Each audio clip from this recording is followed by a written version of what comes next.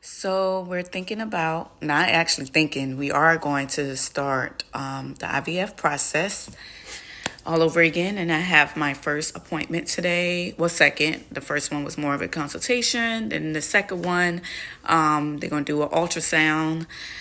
And it's kind of scary to do this all over again. Like, I have to put my body through all this turmoil, and it's scary. And then to do the shots all over again it's just too much. It's just too much. Why do we women got to go through this?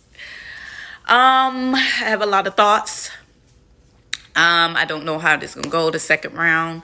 Right now we have a 16-month-old. Is it tough? Yes, it's tough being a parent. I get no sleep, barely time for myself, but that's story of all moms, right? So yeah, I know it's tough, but I do want my son to have a sibling. And I mean, it's scary because I just don't know how this process is going to work. The second half, this is my first time doing the second half, so I don't have to do the whole IVF process all over again. And I had developed OHSS last time, so I'm glad I don't have to do that part, because we still have 4 embryos, and we have 2 that's in the 4 category. So Caden, my son, was 5. He was a 5. So I don't know how this is going to go. I'm scared. I don't know if I'm going to implant 1 or 2. I think this will be my last time trying to do this. Yeah. It all depends, but yeah, I'm 33, will be 34 if I get pregnant now. So yeah, I have to figure this out. And also, last time I did the IVF, I had, took a break from work. And I took a break, I quit. I quit. That's because my mom passed away, so I took a whole year off. And during that time, we decided to do IVF. And now that I'm working, even though this job is really flexible, they work with my schedule and all that. So it's kind of weird to see, or I'm just wanting to see how this will work, because I was in the IVF clinic almost every other day. Like, I don't know how that's going to work this time. So hopefully it's not like that. Hopefully I can figure it out, or I can just tell my job, like, hey, I'm going through this, so I got to go. I'll be back. I'll make up an hour or so. No, I'm not. But yeah. So yeah, I don't know. About to go to the appointment and see what they say and what the timeline is. And it's just really scary, because the first time I did go, had severely bad OHSS. Like, they used me as an example in my clinic. Like, oh, who was the... She did. Like, yes. And it was really, really bad. That was a tough time in my life. Not the toughest, but one of the tough times in my life. And IVF is just, you don't know if it's going to work or not. You don't know if your body going to take it. You don't know what your body is thinking. Like, is it saying, yeah, girl, we about to do this? Or, nah, wait. Another time. But, like, your body don't understand is this money. It's money. It's like a lot for these medications. So I'm praying, and I hope everybody else that's going through this journey get through it. And I will be documenting my experience all over again for the second half of IVF. So, talk to you soon. At this clinic, and on the way here, I got emotional. It's like, I am scared. I am nervous. You just don't know what they're going to say, or you got to do this. You got to jump through another hoop. You just don't know. And I'm scared. I don't know, because I was listening to Adele. Maybe I should have just listened to, I don't know, Megan. They hype me up. But right now, I am like shaking in my boots, child. I'm shaking. And it's just scary that I'm back at this place. Like, I don't like it. I don't like it. It's a lot of work. It's about to be a lot of work, but that's fine. We'll get through it. Yup. I gotta go in. I'm scared. It's just exciting to know what this egg will be, or how this little kid will grow up to be. But yeah, I'm scared. One step at a time. You know what they should make? They should make needles, right? where you don't, for just poke the man. Every time you get poked, you poke him. Like, fake little needles so they can feel all these pokes that you got to go through. That's what they should do. That's what they should do. I think that's a good idea. Go one step at a time. Thanks, babe.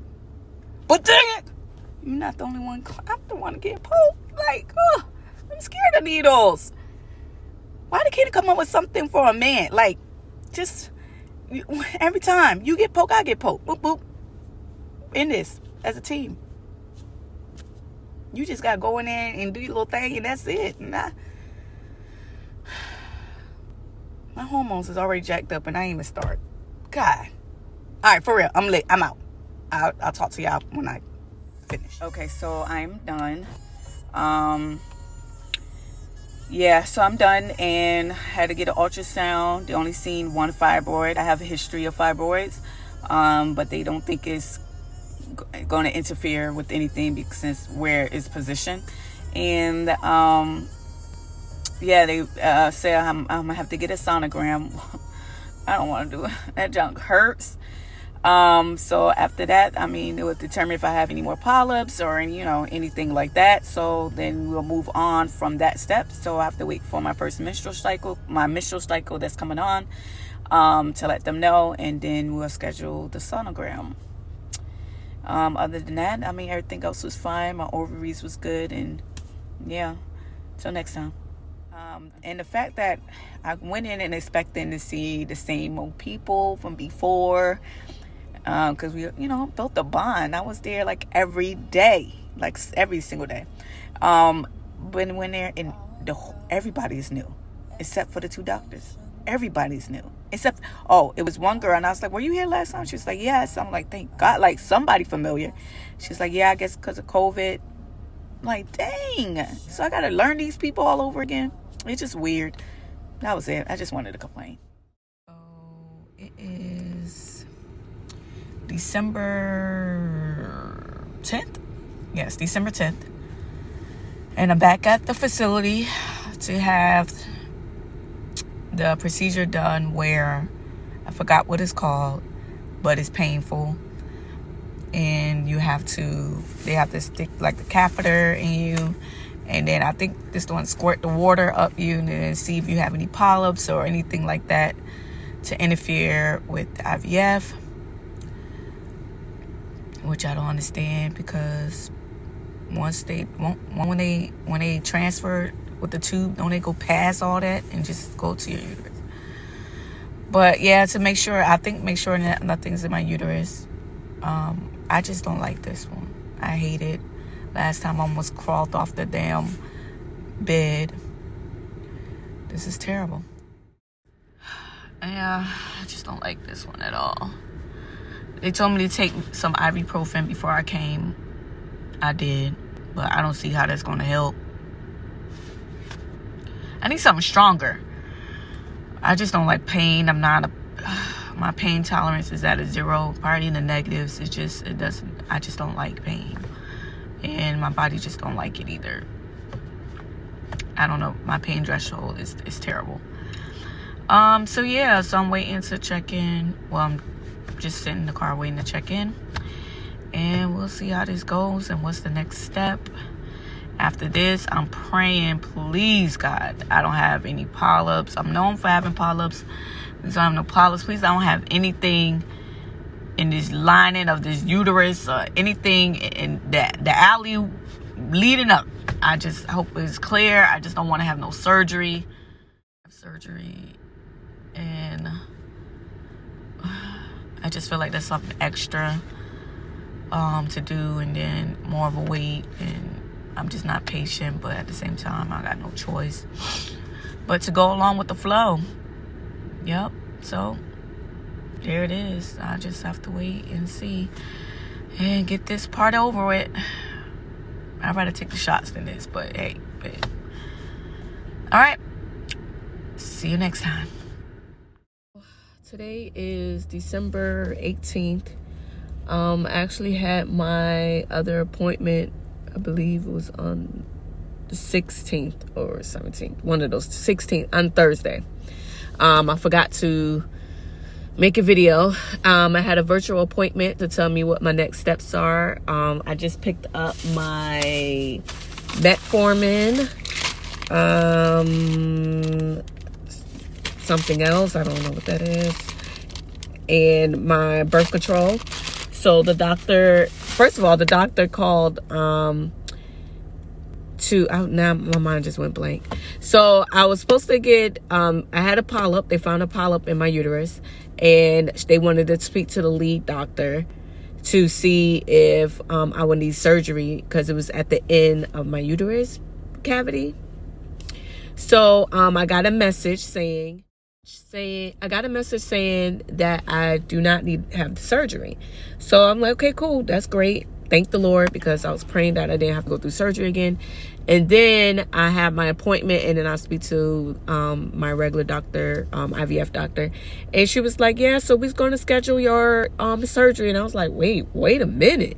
I thought I wasn't supposed to get surgery. And she was like, oh, well, you can waive it. And I was like, well, do I supposed to? Like, will it hurt anything if I don't get the surgery? Will it, like, do I need to have the surgery? She's like, no, because it's at the end.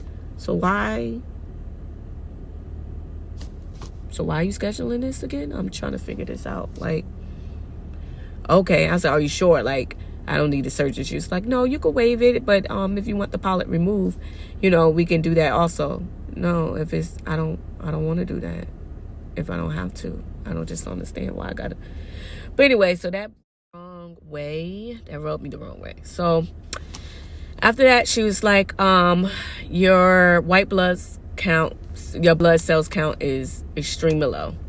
So we're going to have to refer you to a hematologist.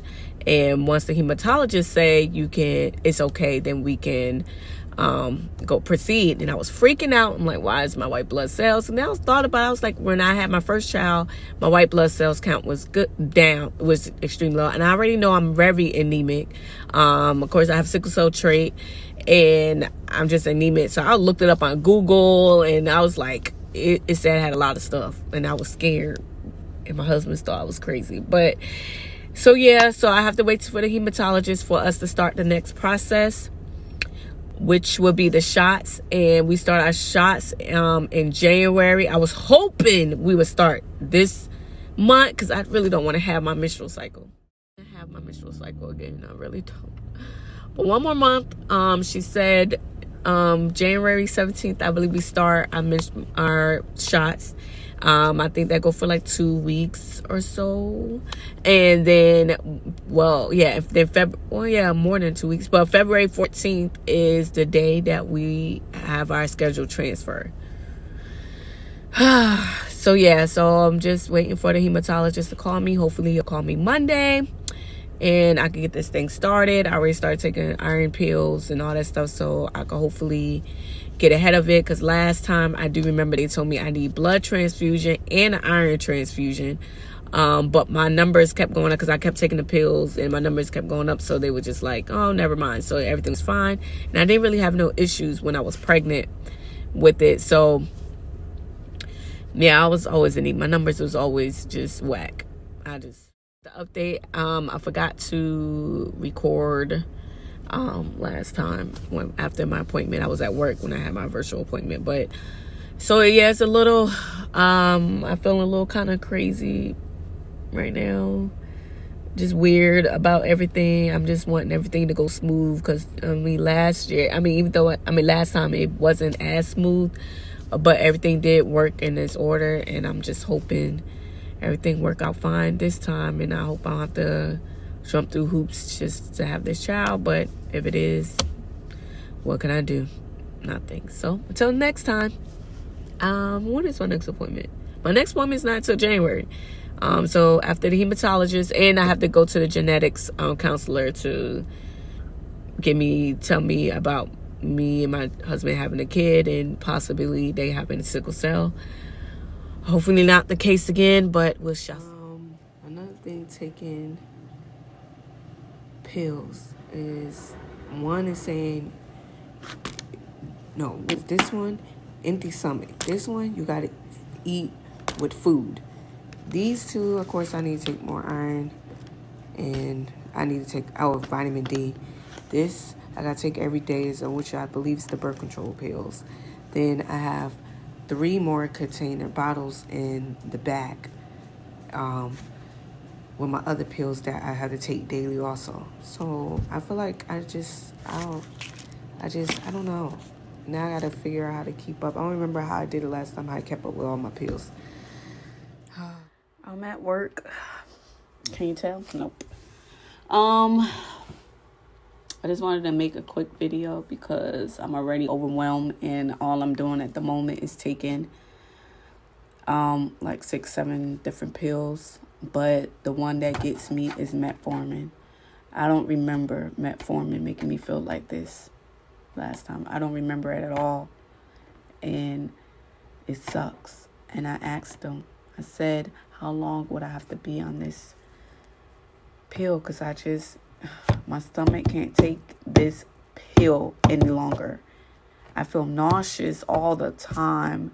My stomach is in knots every time I take the pill. So I told myself I was going to take this every other day because ain't no way I could see the bathroom all the time. Like, what? Why? Like, why is it doing this to me? Like, do I really need this? Because this is... I really get emotional every time I have to take this pill because I really want to cry. I don't know, these hormones, all the stuff they got me on is jacking me up right now, but I literally want to cry every time I take this, and I just want to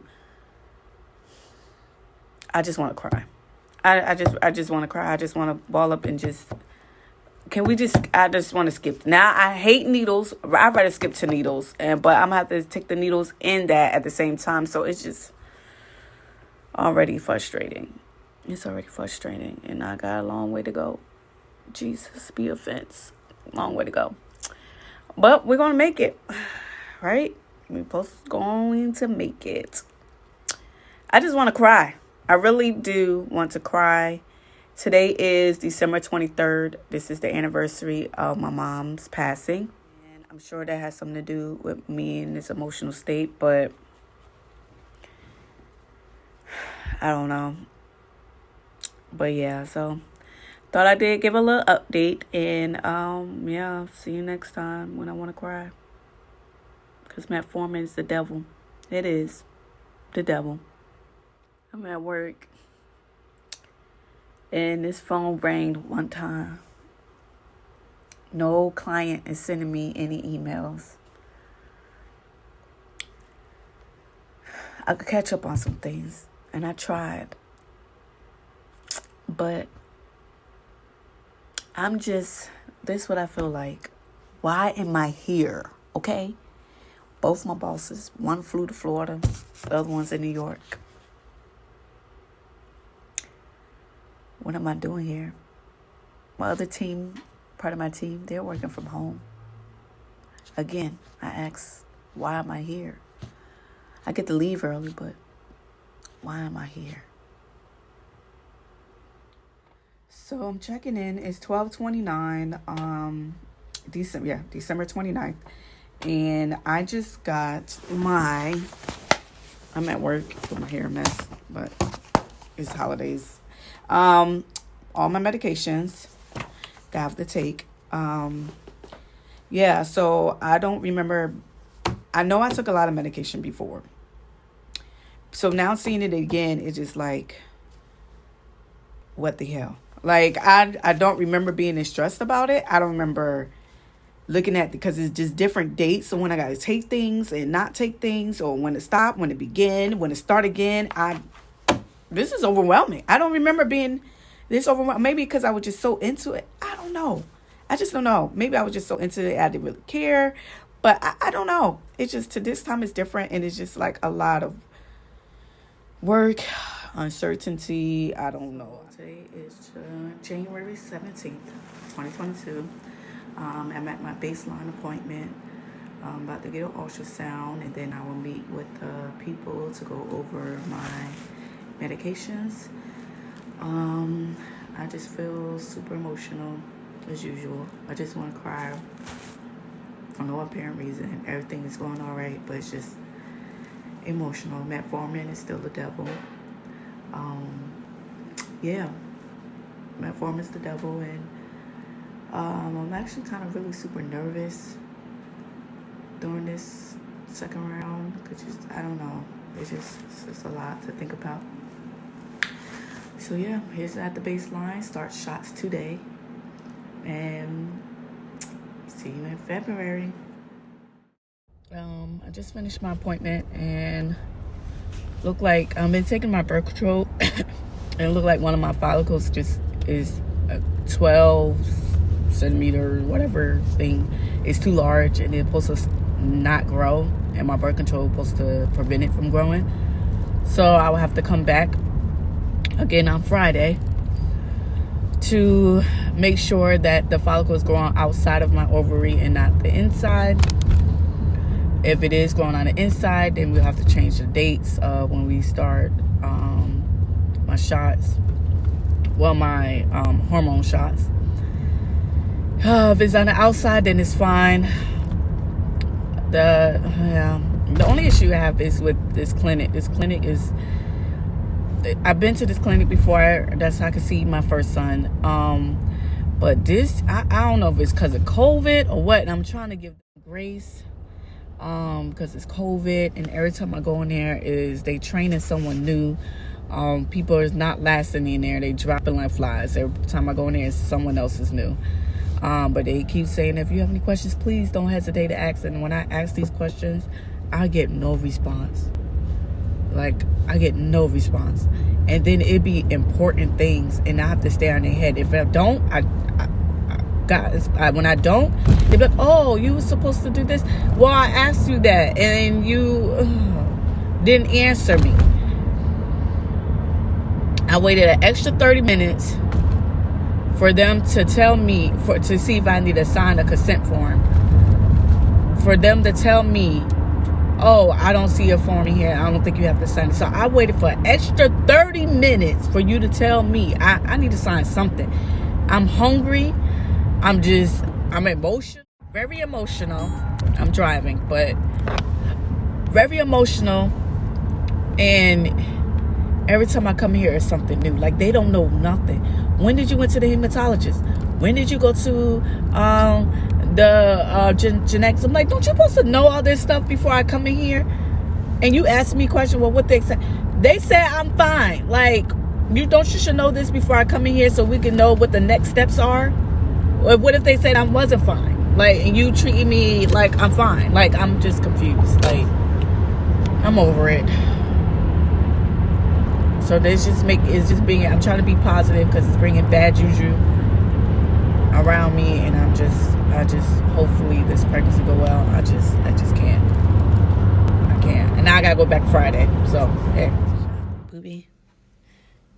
Oh my God. Ready? Mm-hmm.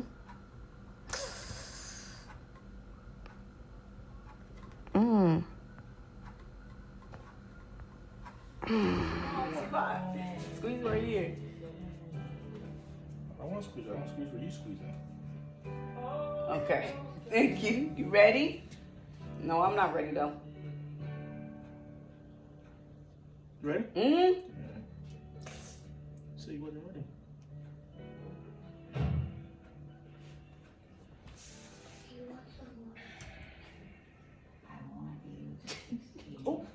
So, update regarding IVF. How I'm feeling. I feel nauseous like every day, every single day. I'm still only taking one shot right now, which is the Lupron shot. I take the estradiol pill. I have to do the Ovistol, and then my drinks, and some other pills that I have to take that I gotta constantly have on alarm because I don't remember. So I just feel nauseous all the time. I feel sick. Like, it's ridiculous, and I'm pretty tired of it already. I feel like I cry a whole lot. And it doesn't help that my grandmother's just passed away, so that brings out more emotions and stuff that really just don't want to do. I just want to lay around and not do anything, but really can't do that this time around. So yes, I just thought I'd just come in and update that I feel like crap. So update, I had my lining checked today, and even though I missed 2 of my HCG shots, I was looking at my calendar wrong and I had missed it, so I was freaking out, but they told me everything should be fine. So then I had my appointment today for my ultrasound to check my uterus lining, and it was a 10. So that's good. They say they want it to be above 7. So that's good. And I'm proud that it is because I was scared. So next week, on Monday, on Valentine's Day, is transfer day. It's transfer day! So scared. I'm really like super nervous. I have to take that PIO shot on Wednesday at 10:30. I had them draw the circles on me because unfortunately I'm going to have to do this shot by myself. And it's oil-based, so it's, it's hard. Oh, yeah. It's crazy. So I'm going to work today, and I have to get my shot in the bathroom as usual. Yeah, I just can't believe it's already here, and I'm just like freaking out. Even though the protocol still, my husband can't be in the room with me, so I'll have to FaceTime him while he sits outside to watch. So I'm getting knocked up by myself. So yeah, I'm scared. I'm nervous. Monday's around the corner. I'm just scared. I just can't. I don't. It's finally here, so I'm scared. Now it's that 2-week wait. I need to keep myself busy. So I'll see y'all on Monday or Wednesday. Maybe Wednesday.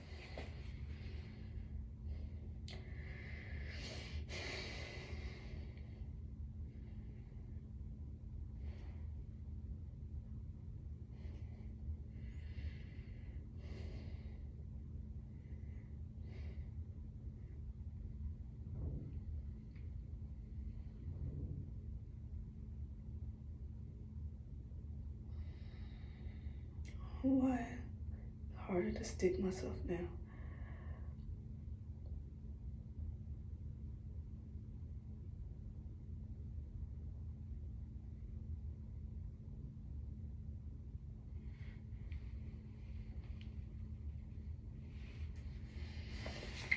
All done.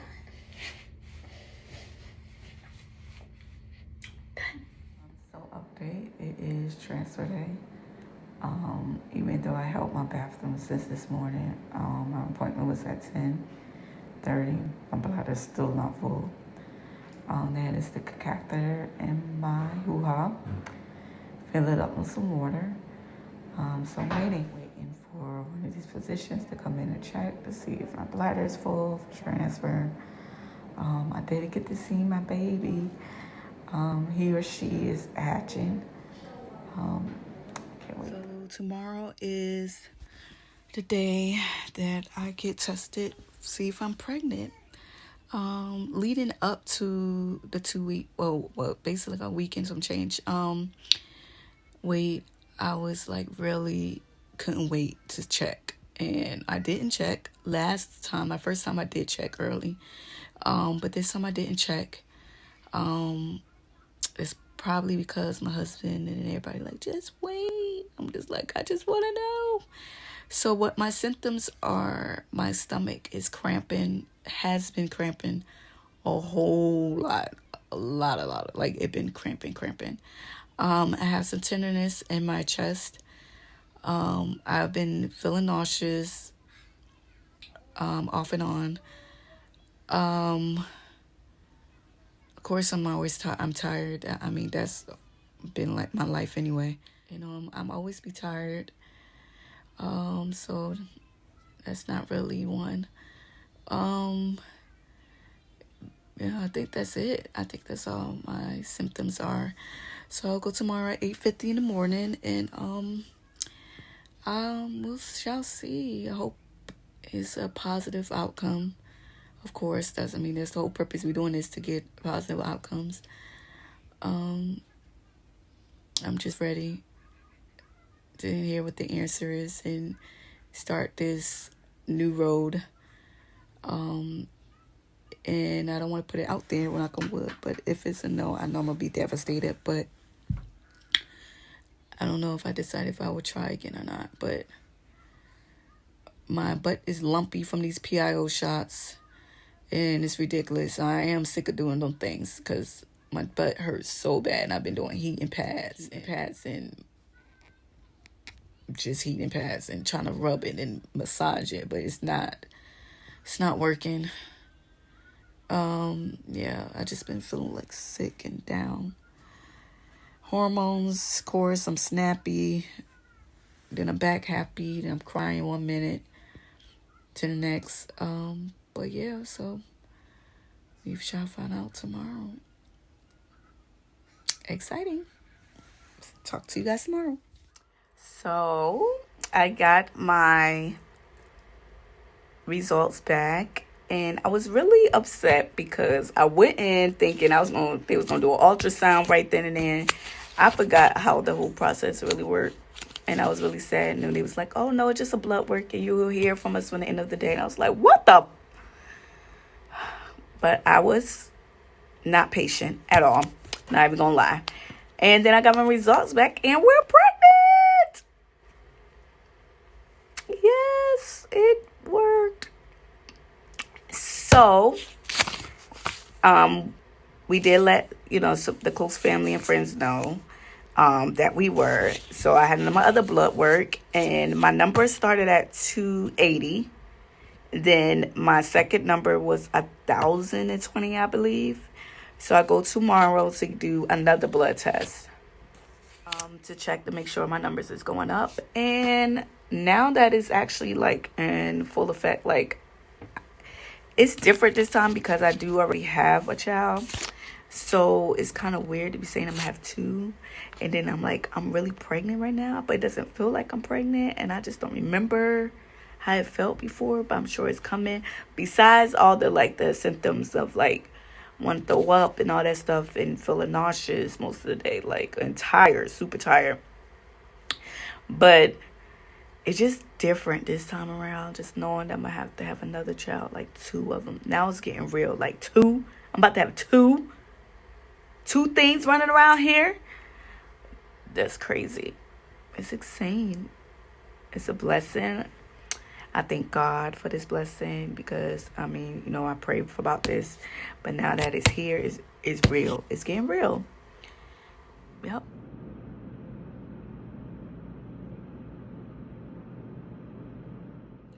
So, I'm about 7 weeks pregnant now. And my clinic is really annoying. First, this baby already, it's not like the first, of course, like the first pregnancy. This one is really like beating my tail. I can't barely keep anything down. I'm always throwing up, or feeling nauseated. So I'm just going to eat and just throw up. I just force myself to eat and just throw up. What else can I do? I need to eat. My clinic is getting on my nerves. I don't know what's going on with them this year, but they just can't get it right. I don't understand. They just can't get it right. I go to my appointment and I'm sitting there, standing at the front desk for like 10 minutes. I go in the back and yell, hello? Anybody? Nobody hear me. I put my phone ringer on. I had a phone ringing. Nobody came in. Then some random nurse came out. Was like, oh, sorry, the front desk lady's not here. Mind you, I had to get back to work. So, which I'm here and what to do. Anyway, yeah, so that's just a update. I'm just feeling like blah. I feel like blah, look like blah. And I hope this is just for the first trimester. But I'm thankful. But it's a lot. It's a lot. And I'm still giving myself shots. The progesterone oil in my butt is lumpy. Lump with clumps. It's just ridiculous. And it hurt. And it's trying to find a new spot to stick myself in. Yeah, so that's just... Man, I can't wait till I'm done with this. I don't even remember giving myself the shots this long. I really don't. I don't know. But I just don't remember this part. All right, well... See y'all next time. So, another video regarding this IVF process, which is like literally this time, I don't know if I said this already in a video, but this time is really like, it's really super hard. Just mentally, it's hard. These shots that I have to continue to take is really hard on me. Like, I would just want to cry every day. Like, anytime I have to take the shots, I just want to cry because I'm over it. I'm sick of it. I'm tired of it. I just want it to be done. It's already been, a lot painful. And just like with IVF, is just a lot. It's a lot of work. It's a lot of hormones. It's a lot on you or in your spouse because you're going through so many things, especially with your hormones and the up and down mood swings and changes and in your body. Your stomach go already start looking bloated and it's a lot. Like, I don't know. It's a lot. I know I keep saying it's a lot, but it is a lot. This is draining. It's very draining, especially I know for people that I'm in the group of with the other IVF warriors that may not get there. You go through all this shots, all these poking, all these probing, all these ultrasounds, all these doctor visits, all these pills, you go through all this stuff, and then in hopes to have a little one, like just the hope to be able to carry or be able to have an embryo to stick. You would put your body through so much things just to get the blessing of having a kid. And then at the end, it's unknown. You don't know if it's going to work. You don't know if it does work. I mean, yes, of course, if it works, it's of course all this is you going through all this. You're going through all of this, and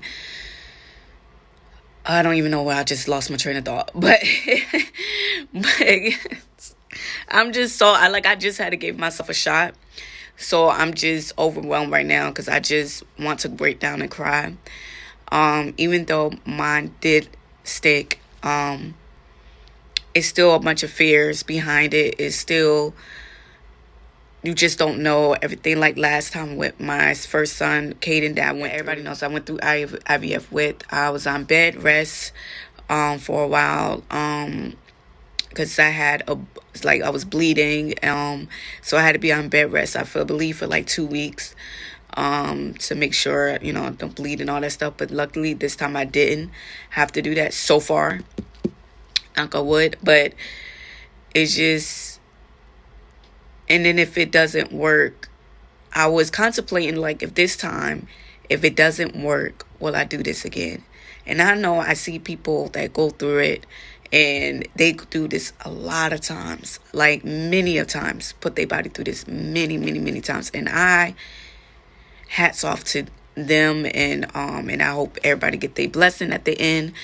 But I don't know, I was going back and forth, like, do I really want to do this again? Like, this is see if one goes in, I believe. I think that's how the other process is, but I just know that one is just like, they didn't even give us the other options, actually.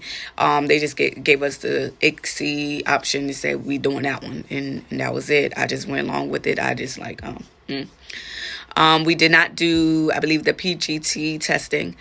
I don't know. It was really no reason or rhyme or reason to or not. Like, I just I mean, some people do it, even though to see if, if the baby is normal, or will be normal or anything, if it's something wrong with it or anything like that. I just decided not to.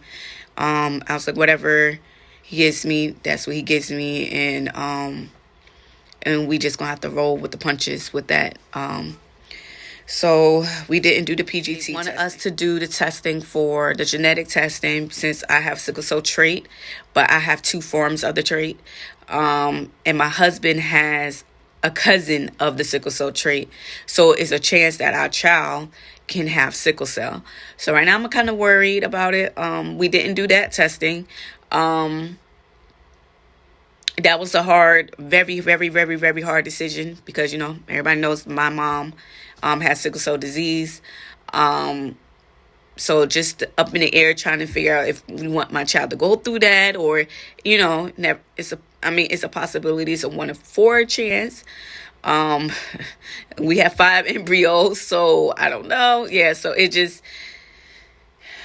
But when I talked to the genetic counselor, she actually told me, like, our child will, if it has sickle cell, it will have the, I don't want to say the less harmful sickle cell. I don't want to say that. Like, it won't be as bad as they say. I don't think it will have the SS, which my mother had. But yeah, I mean, they told us the same with Caden, my son, and he doesn't have any form of sickle cell trait. But I was just recently told by the guidance counselor that the doctors do not, when your baby is born, they do not really, they test just the surface. So she did give me a name of the other test. I have to look for it. But the other test that we should do to make sure that he doesn't have sickle cell anything, any cousin, brother, sister of any of it. So we have to get his blood drawn and make sure that he doesn't have anything. So I'm just hoping that this one, of course, is not have any thing. I mean, of course, everybody would love to have like a healthy baby and nothing be wrong and all that stuff. And I mean, that's everyone's hope. So we are hoping that we don't have that issue. I'm just hoping not. So yeah, this journey so far was super duper rough. It was really rough. And I don't know if I would go through this again, actually. So, and if this one didn't stick, God forbid, glad it did, but if this one didn't stick, I probably would just stuck with my one son and try not to. I probably would keep my embryos and still pay on them, but I don't think I could do this again because it's just a lot, or maybe years down the line, but it's really a hard mental game. It's really, really tough. It's really super tough.